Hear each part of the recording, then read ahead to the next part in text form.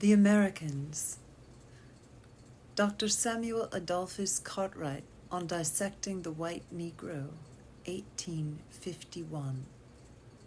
To strip from the flesh the specious skin, to weigh in the brain pan seeds of white pepper, to find in the body its own diminishment, blood deep and definite, to measure the heft of lack, to make the work of faith the work of science, evidence the word of God.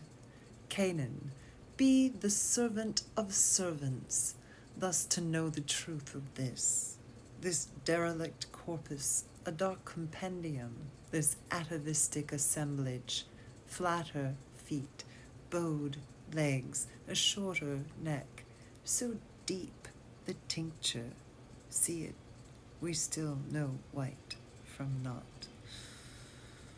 Blood. After George Fuller's The Quadroon, 1888. It must be the gaze of a benevolent viewer upon her, framed as she is in the painting's romantic glow, her melancholic beauty meant to show the pathos of her condition, black blood, that she cannot transcend it. In the foreground she is shown at rest, seated, her basket empty and overturned beside her, as though she would cast down the drudgery to which she was born. A gleaner, hopeless, undine, the bucolic backdrop a dim aura around her.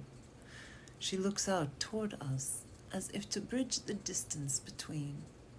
Mezzo, intermediate, how different she's rendered from the dark kin working the fields behind her. If not for the ray of light appearing as if from beyond the canvas, we might miss them. 3 figures in the near distance, small as an afterthought. Help, 1968. After a photograph from The Americans by Robert Frank. When I see Frank's photograph of a white infant in the dark arms of a woman who must be the maid, I think of my mother and the year we spent alone, my father at sea. The woman stands in profile, back against a wall, holding her charge, their faces side by side, the look on the child's face strangely prescient, a tiny furrow in the space between her brows.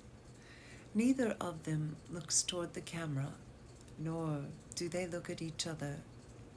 That year, when my mother took me for walks, she was mistaken again and again for my maid.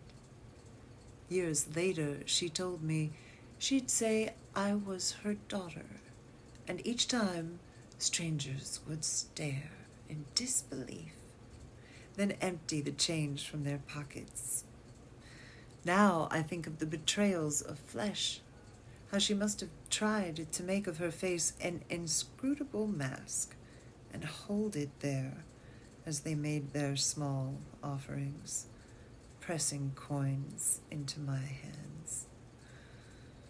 How like the woman in the photograph she must have seemed, carrying me each day, white in her arms, as if she were a prop, a black backdrop, the dark foil in this American story.